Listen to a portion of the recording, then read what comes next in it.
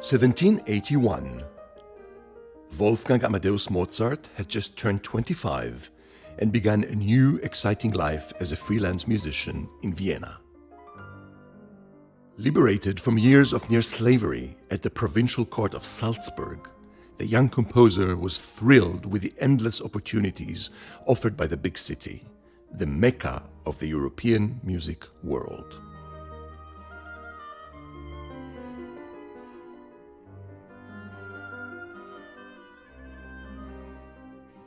Mozart's strategy was to conquer Vienna in the triple capacity of composer, virtuoso pianist, and sought-after teacher to the aristocracy.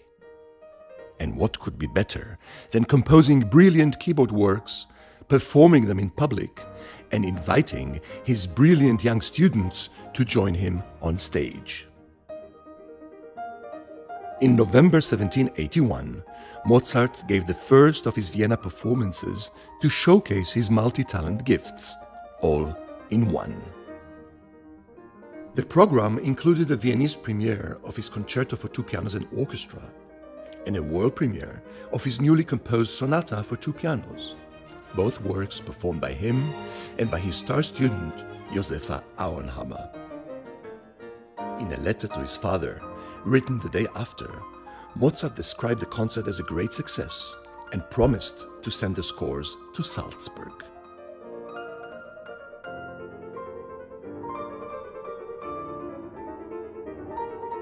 Shortly thereafter, probably following the success of the Auenhammer concert, Mozart began work on a new composition, focusing again on the attractive combination of two pianos.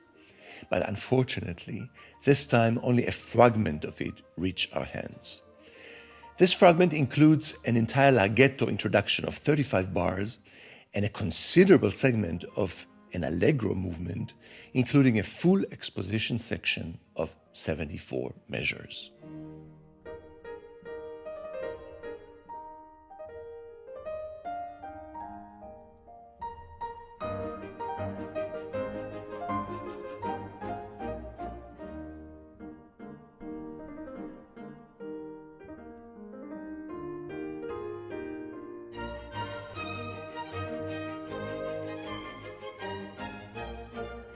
The manuscript was written on two pairs of staves, which probably indicated an intended scoring for two keyboard instruments.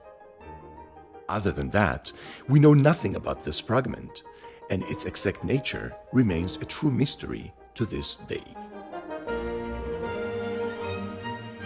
Did Mozart ever complete it?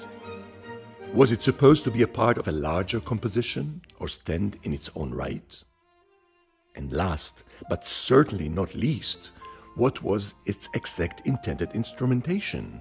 Was it actually a shorthand sketch planned for a larger ensemble? Perhaps another concertante work for two pianos and orchestra, following the success of his recently presented double concerto.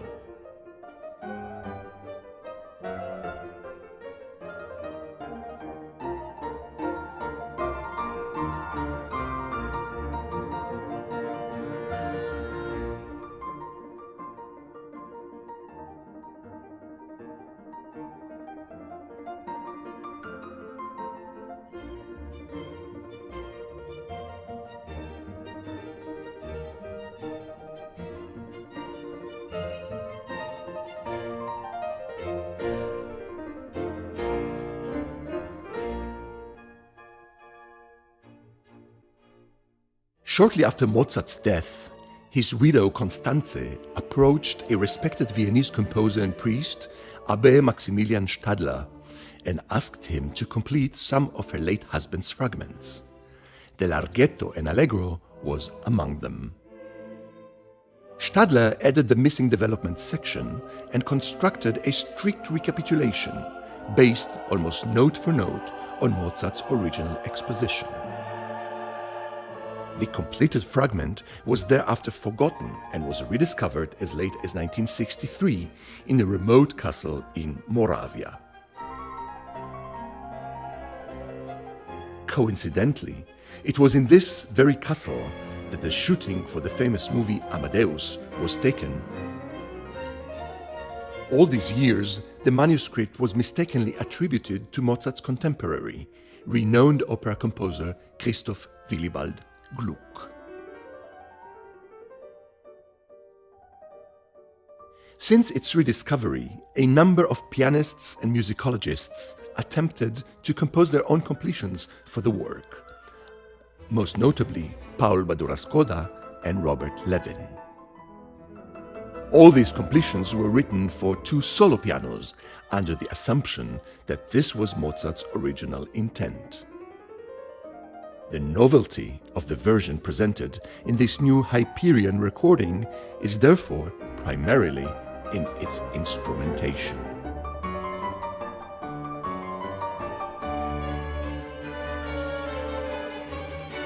Mozart's fragment shows a constant interplay between passages that sound pianistic and others that seem genuinely orchestral.